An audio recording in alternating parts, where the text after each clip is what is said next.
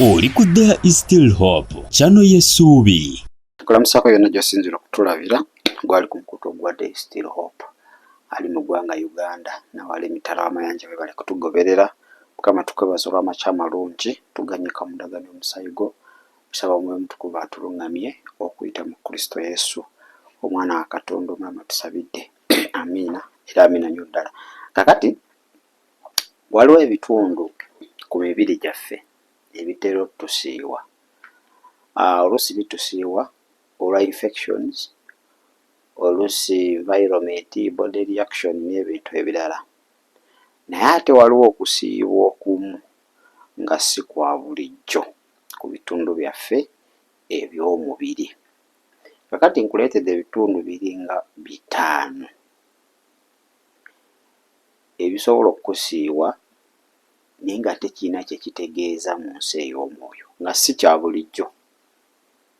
Ogambye kisobola okubeera eky'obulijjo naye olaba nti okoze kyonna ekisoboka like weba treatment ogikoze n'ekikyakusiiwa, oba nga kikusiibira mu kadde kamu buli lunaku.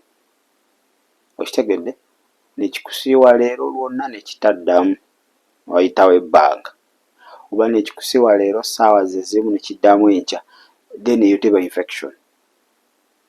Omanyi olwo ebintu ebimu bye tutwala ng'ebya bulijjo era bagenda gatuwa ebyawandiikibwa. Nakola ku mark dot eyeebera ku muntu omunanga mpe ebyawandiikibwa. Si buli kimu kye tugenda okwogera nti ngenda kusomera ekyawandiika. Kati gw'oneesomera ddi Bayibuli? Buli statement kye njogera nkuwa ekyawandiiko, buli statement kye njogera. No. Ebiwandiiko ebimu tubyogera bwogezi. Abasoma Bayibuli baba basobola okuba nga bakola ki? Babitegeera. Kakati abantu basiiyiddwa naka bambadde ki? Enkalo nga z'ensiiwa. Kino nga kiyisiwa naye nga tamanyi ki kyekitegeeza. Kati nkuleetedde ebitundu biri bimeka?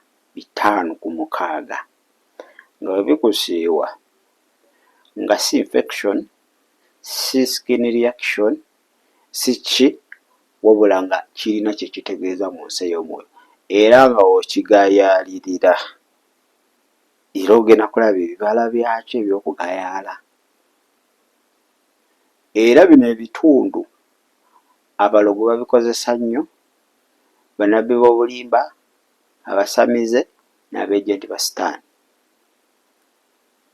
Njaga ogoberera essiri eno bulungi nnyo, ojja kulaba lwaki abantu abamu bakugamba teekawo engalo we tibalabe, bakuba mu kyenyi n'ebintu ebirala, bayoola ebigere n'ebintu ebirala. Njaga owulize. Kakati ekitundu ekisookera ddala kye tuyita ekibatu, mu Luzungu kye bayita palm. Bino ebibatu bye manyi twali tukyali mu kyalo nga tugamba kino ekibatu kakyasikusiiwa ogenda yingiza ssente, kino ogenda fulumya. Manyi okusiibwa kuno kulina interpretation za mirundi giringa 3. Esooka eri medical, okuba nga waliwo ekyamu ku mubiri gwo kitaaga bujjanjabi. Ekyokubiri traditional beliefs, okuwanuuza, tikiwanuuzibwa kino na kino. Ekyokusatu waliwo spiritual interpretation, entapta ey'omwoyo. Kakati medical sigala gikwatako kuba siri musawo, traditional beliefs sigenda gikwatako kuba siri traditionalist, oba agenda kukuwa in the spiritual aspect. Okitegedde? Kati bino ebibatu oluusi bitusiiwa nga tukutte mu bicaafu n'ebintu ebirala. Naye kino ekibatu kisobola okukusiiwa nga waliwo ekigenda mu maaso mu nsi ey'omwoyo ky'otamanyi. Ne kikusiiwa. Tulina ekibatu ekya right n'ekya left, ekya kkono n'ekya ddyo. Body part esookera ddala. Byonna ngenda bimenyaamenya. Body part ey'okubiri kye tuyita feet, ebigere. Okitegedde? Ebigere bitera ossiiwa abantu nga tolinnye mu bicaafu, tokoze ekiga ne kikusiiwa naye nga waliwo kye kitegeeza mu nsi ey'omwoyo. There is a spiritual interpretation for that.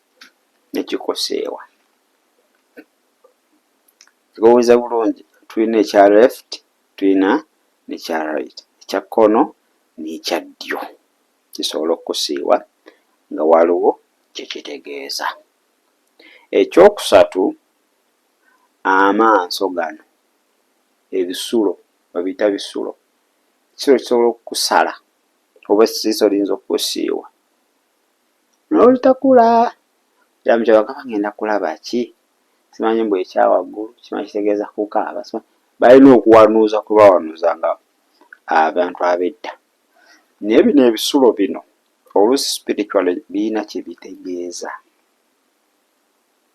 spiritually ne bikusula maaso ne gakusiiwasiiwa naye nga si malwadde mayinza okubanga malwadde agaffe tubeera nnyo mu lights gamata aga studio gatta nnyo amaaso gaffe kati ng'onoteekako specs that's understandable naye waliwo okusiiwa nga si maaso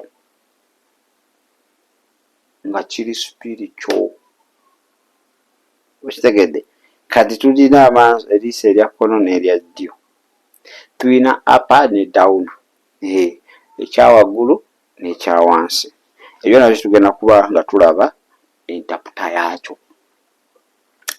Ekintu ekirala ge matu gano amatu gano gasobola okusiiwa ne gakuuma okuwuuma okumu si kwa bulijjo kankubuulire gayinza owuuma kasa walabadeka abamu galusi gaba malwadde naye abamu tegaba malwadde kiba spiritual nga there is that sound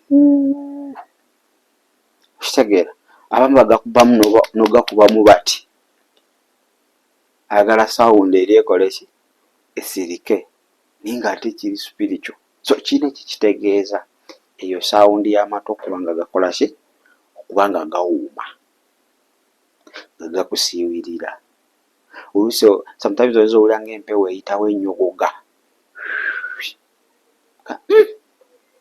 okyukano okitegedde ebintu let me tell you spiritual world eri muliyo signals ebintu ebimu biba bikolebwa mu nsi ey'omwoyo nga bigenda mu maaso wano mu mubiri tutera okufunako abaganda bakira kyebikiro tutera okufunako akabonero akalaga waliwo ekigenda mu maaso lwakuba tetubitegeera naye nga tutera okufuna obubonero obwo kakati amatu ago nago okuwuuma oba okusiiwa oluusi si kya bulijjo kitera okubeera spiritual. Ekintu ekirala ekyokutaano ekyenyi kino the forehead Bible yogera ku forehead era yogera kabonero ak'ensolo okuba nga kagenda kuteekebwa ku forehead kuno kati wano we wali your conscious mind endowooza biki ebeera wano pulaani zo zonna buli kimu kibeera wa that's your mind kati wano forehead etera osiiwa abantu obadde otokimanyi etera osiiwa abantu kiva nti bannabyobulimba baagala nnyo okukola ki okukuba wano waba akusabira n'aleeta omukono ogugwe kino ekibatu nja kukunyonyola n'aleeta ekibatu kye n'atuuza wano ku ki mu kyenyi kyo tugera biraba kiki ekitegeeza ate ensonga lwaki tomala gakkiriza muntu gw'otategeera kukola kintu kifaanaganako ekityo sabamu ekyenyi kibasiiwa neyetakula oluusi kisobola okugenda as far as the entire head kubanga when you talk about the brain almost this head kati bakikozesa nnyo kati ebyo ebitundu ebitaano wadde waliwo ekyomukaaga naye tekiri nnyo mu important ebitundu ebyo ebitaano we bikusiiwanga n'oziba nti it's not normal teaching si kirwadde si ki obanga bikusiiwira at the same interval muganda wange wabaawo ekigenda mu maaso mu nsi ey'omwoyo waliwo omanye ekizibu tujeregerera I'm in Christ. Yes, when you're in Christ, bino tebikukwatako if you are walking according to kyandikuba okimalangayo. Walking according to the spirit. No government you are in Christ and you're not walking according to the spirit. Bino byetwogera bino bijja ku, it will affect you. Ate oluusi bino ebintu bijja as a signal, one, for awakening.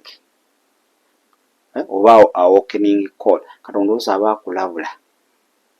Oluusi akulaga ki ekiyinza okuba nga kijja. Obubonero buno oluusi bulaga past, present and future. Nga birooto. Oba ekyaliwo, ekiriwo ssaawa eyo oba ekiyinza okuba nga kikola ki kijja. So ebiro bye tulimu bino buli mulokole yenna walibadde otambulira mu mwoyo, you examine everything. Buli kintu ekibeerawo don't think that kibeerawo accidentally. Mu nsi ey'omwoyo teri accidentally. Teri I was trying, I was joking, I was acting. Eri birimu rio. So oluusi baba babikola eri mu nsi ey'omwoyo, wano tutera ofunako obubonero obumu. Naye ng'obubonero obwo bwetaaga kuba ng'oli so sensitive okutegeera kiki ate kyekibadde kikola ki kyekibadde kitegeeza. Kakati ngenda kuwummulamuko. So okusiibwa okwo oluusi kulaga ki? Kulaga direction, spiritual direction. Oluusi kulaga movements. Oluusi kulaga the event. Event taking a place over taking a place. Oluusi biraga protection. Okusiibwa okwo kwemyogeddeko wammanga okwebyo ebintu ebitaano. Kulaga okusiibwa kwa ebibatu, ebigere, amaaso, amatu n'ekyenyi. Bisobola okuba nga bikulaga spiritual direction, spiritual movement, an event oba protection, even an attack n'ebintu ebirala. Kati weegendereze bw'oba ng'osiiyibwa ebintu ebyo wammanga, ebibatu, ebigere, amaaso, amatu oba n'ekyenyi. Okusiibwa kwenjogerako nga si kwa skin reaction, si kwa infection, wabula okuli abnormal okutategeerekeka. Kugira mu kaseera keekamu ne kusirika ne kuddamu enkya. Oba nga kuyinza otwala the whole day ate ne kutaddiramu ddala okumala ebbanga eriwererako ddala. Olina okuba nga ate weegendereza. Kakati ngenda kuwummulamu. Enkomo nja tutandikire ku bibatu bino. Okusiibwa kw'ebibatu. Oyinza okuba obadde olina endowoozaayo. Oyinza okuba nga ntuufu okusinziira ku kutegeeraako. Nga bikusiiba n'ogamba ngenda kufuna ssente. Bikusiiba n'ogamba ogenda kufulumya ki? Kufulumya ssente. Okitegeera? Naye njagala kuwa ku ntaputeesingako kaawo. Eyinza okuba ng'ekuggulako ku maaso okusinga ku ebyo by'olaba ebyokuba ng'ofuna bufunyi ssente oba okubuza obubuza ssente. Mu ddakiika zijja kubeera 2 ky'oba okola subscribing liking commenting ate sobola okuba nga tweyongerayo. Kagambo join kali ku screen okalaba kakooneko buli w'okikola ojja kuba ate otuweeza. Waliwo abambuuza TikTok yaffe bannaye baagidiriitinga. Oba nkugambe baagipa oba kale tekyaliwo, terinamu obuzibu. So waka waffe tetumu copywriting. Osobola obutemamu n'oteba ku TikTok yo oba wonna w'oyagala. Waka waffe talina ki? Talina copyright. But currently asiri mu position egulawo TikTok ssaawa zino. Tujja sigala ku mikutu gyaffe gya bulijjo gya YouTube oba ne Facebook osobola okuba nga ate oyitirayo. Gamba Yesu kwebaza olw'obulamu bwange bw'ompadde. Nsazeewo bukuwa obeere omulokozi era mukama waabwo. Saasira obutali butuukirivu bwange naze n'omusaayi gwo ntukuze. Era njatula n'akamwa kange nti ndokose okuyita mu Kristo Yesu omwana wa Katonda omulamu tusabidde. Amiina era amiina nnyo ddala. Ndowooza omaze okufuna omwana wa Katonda omulamu agenda okuba nga ate akuwanguza kuba ye muwanguzi okuviira ddala ku lubereberye. Kane tuloolemu tukomewo n'ebibatu.